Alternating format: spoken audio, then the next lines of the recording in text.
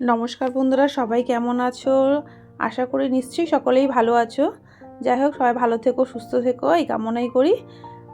আজ তোমাদেরকে একটা ইলিশ মাছের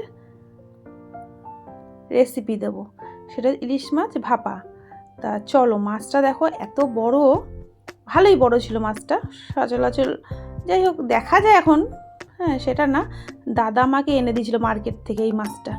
মানে একটু কম পয়সায় হয় ওর কাছ দিয়ে নিলে, যেহেতু ওর মাছের বিজনেস আছে। যাই হোক, তা মাছটা ভয় ভয় পাচ্ছিলাম, কিন্তু মাছটা ভালোই বেরিয়েছিল। কতটা বড় দেখো। পুরো মাছটা করবো না, মাছের মাথাটা আর খানিকটা রেখে দেবো। আমরা এক ছা পিসই করি, কিন্তু মাছটা অনেকটা চওড়া ছিল বলে আজকে মাঝখান দিয়ে ফেলে দিয়েছিলাম, যাতে মাছটা একটু অনেকটা বড় ছিল বলে এটা করেছি। যাই হোক, চলো প্রথমে আমি নিজে পাতলা একটা চামচ দিয়ে আমি মাছের আঁশ ছাড়াই, জানো তো। আমি ওই সেগুলো দিয়ে আঁশ ছাড়ানি দিয়ে ছাড়াই না, আমি চামচ দিয়ে ছাড়ালে আমার বেশি সুবিধা হয় আর সুন্দর আঁশটাও ছেড়ে যায়। আঁশটা ছাড়িয়ে নিয়েছি, ছাড়িয়ে নিয়ে মাছগুলোকে পিস পিস করে নিলাম।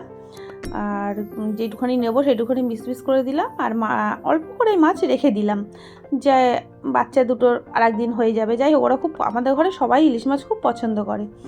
তা ছেলে স্কুলে যাবে বলে ওকে একটু মাছ ভেজে দিলাম, আর মাছের তেলটাও ভেজে দিলাম, ও খেয়ে যাবে। আর বাদবাকি মাছটা আমি ভাপা করব। তাই আমি কিভাবে ভাপা করেছি আজকে, চলো তোমাদের সঙ্গে সেটাই শেয়ার করব। আর এই মাছটা আর এই মাছের মাথাটা রেখে দিলাম, আর তেলটা আর এই মাছটুকু সবটা করে ফেলবো। তো যাই হোক, প্রথমে মাছটাকে নুন, তেল, হলুদ, সর্ষে, পোস্ত আর টক দই দিয়ে মাখিয়ে রেখে দিয়েছি। এবারে কড়াইয়ের মধ্যে তেল, ওই যে মাছটা যে ভেজে দিয়েছি ছেলেকে, ও ভাত খাবে বলে, সেই মাছ ভেজা তেল যেটুকুনি ছিল দিয়ে দিলাম কড়াইতে। আর সর্ষের তেল দিয়ে এটা করতে হবে। তারপরে মাছের মধ্যে তো সর্ষের তেল মাখানোই আছে।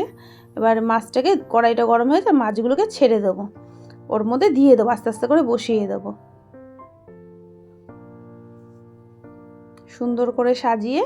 যে এইটার মধ্যে মানে মেখেছিলাম, ওইটার মধ্যে তো গ্রেভিগুলো লেগে রয়েছে, ওইটা ভালো করে কাচিয়ে কুচিয়ে একটু ধুয়ে, ওইটা ধুয়ে জল দিয়ে দেবো, কারণ এটাতে তো বেশি জল দেবো না আমরা। হ্যাঁ দেখো, এরকম ধুয়ে দিয়ে দিলাম। স্বাদ মতো নুনটা দিতে হবে আন্দাজ করে।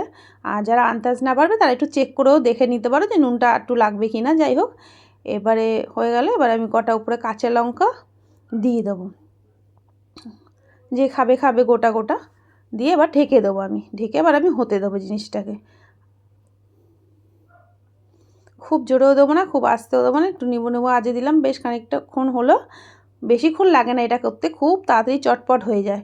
এবার মাছগুলো দেখছি বেশি নাড়লে হয়তো ভেঙে যেতে পারে, আর বেশি নাড়াচাড়া করলাম না। একটু নুন কম লাগছিলো বলে আমি এবার একটু নুন দিয়ে দিলাম। যাই হোক, দিয়ে আবার ঢেকে দিলাম। এবার হয়ে এসছি। এবার একটু খানিকটা সর্ষের তেল দেবো, কাঁচা সর্ষের তেল দিয়ে দু মিনিট মতন হতে দেবো, দিয়ে গ্যাস বন্ধ করে দেবো। মানে এখন আর নাড়বো না, ওটার মধ্যেই রেখে দেবো, খানিকক্ষণ পর ওটা নামাবো, একটু থাকবে ওর মধ্যে খানিকক্ষণ।